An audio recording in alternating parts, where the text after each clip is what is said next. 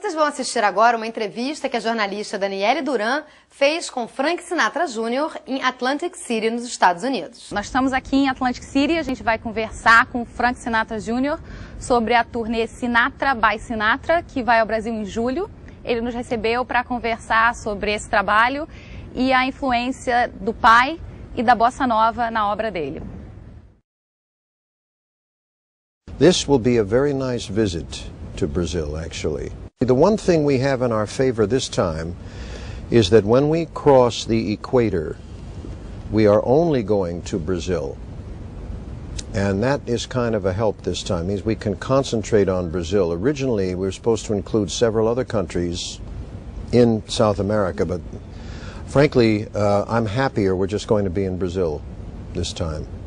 We'll be performing much music that was made famous by Frank Sinatra.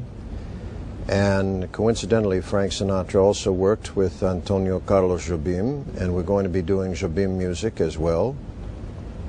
And that's what's going to happen. We make music.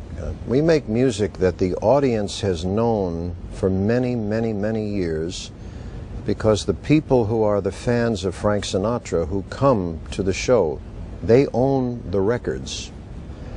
And they are familiar with how the music should be performed. So when I'm doing Sinatra music, as close as I can come in the live environment to sounding like the original records, the better the audience likes it. They now recognize that it sounds as it should sound.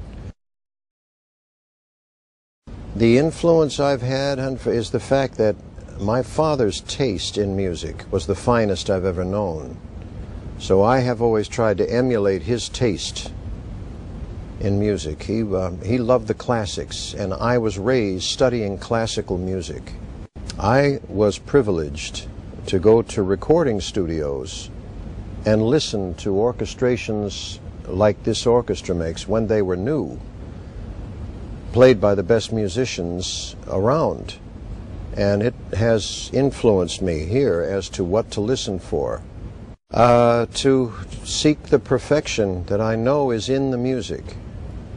The orchestrations, the compositions of the music are done by the greatest orchestrators I think that ever lived in our era. Nelson Riddle, Billy May, Emir Deodato, Gordon Jenkins, Don Costa, Billy Byers, people from all across the world.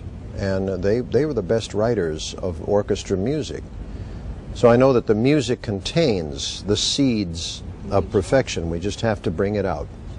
I got to meet some people who I admired, people whose records I listened to, who I liked their talents, people who I'd seen in movies, who I enjoyed so very much. Well, that was really very, very... Well, you look at it this way. Someone who's raised in a family that's in politics, they get to meet important statesmen, people like that. Well, I was raised in an entertainment family, so I got to meet people who were in entertainment. It's funny because I told Rafael, our producer, that in Brazil, if there are any concerts of Villa-Lobos music down there, this is Brazil's gift to the world of classical music, was Heitor Villa-Lobos. His things that he wrote are incredible. The same way, and Villa-Lobos was he died in 1959, so he was in the early part of the 20th century. Mm-hmm. In the latter part of the 20th century, when we had Mr. Jobim, he brought into popular songs something that Villa-Lobos had done in the classics, a whole new theory of melody and of harmony. Because everyone else that wrote songs or classical pieces, they were influenced by the European melodic structure or harmonic structure, or they were influenced by the American harmonic or melodic structure. But between Villa-Lobos in Brazil and Alberto Ginastera in Argentina, they had a whole new concept of music. And when I first started listening to their music, I went, when I heard this, because they were doing things that no one in the world was doing. when Sinatra worked with Antonio Carlos Jobim, he was attracted to Jobim's music because it was so different than the songwriters in Germany, the songwriters in France, the songwriters in England, the songwriters in Canada, the songwriters in the United States. Jobim was totally different. His harmonic structure, everything. You listen to his music and you can identify it. If you don't know that Jobim wrote it, as an example, if you listen to it for a while, you'll know it's one of his harmonic structures. Musically, it is completely different than the rest of the world. One night, many years ago,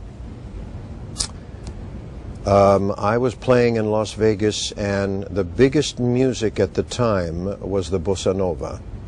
I didn't realize that Jobim was in town, and he had come to the show, and my guitarist was on stage playing, and here's Jobim in the wings.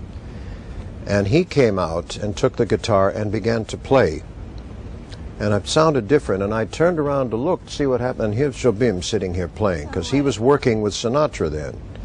Now he was playing the legitimate Jobim guitar sound. That too is different from anything else, and I was stunned, you know.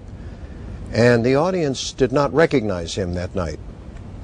But I was playing, and I said, by the way, everybody, so you'll know, we had a relief guitarist come on, you may have noticed. I said, you might like to meet him. This is Antonio Carlos Jobim. And the audience went, oh, and they all started to applaud very enthusiastically, you know, that he had come all the way from Rio. He was in Los Angeles at the time, recording with Sinatra. I have never been in Amazonia.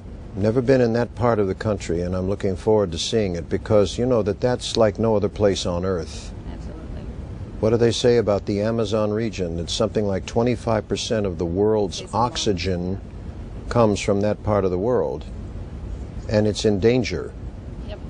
It's, you know, civilization is encroaching on everything, and that we cannot allow this to happen, you know.